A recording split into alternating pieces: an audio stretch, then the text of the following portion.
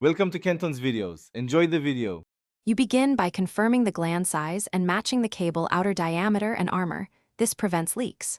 Once that is done, strip the sheath to the planned insertion depth and slide the outer seal and inner parts onto the cable in order. Make sure to lubricate O-rings lightly.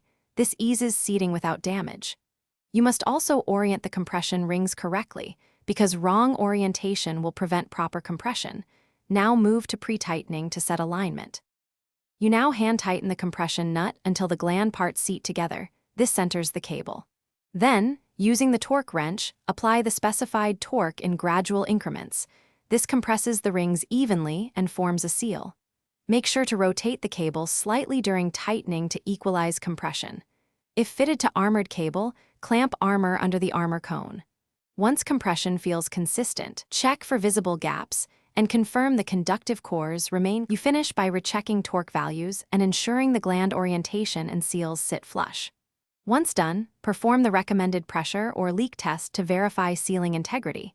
This proves the installation under load. Make sure to document torque and test results. If you find a leak, isolate power, loosen the nut, reseat or replace the inner seal or O-ring, and retorque in stages.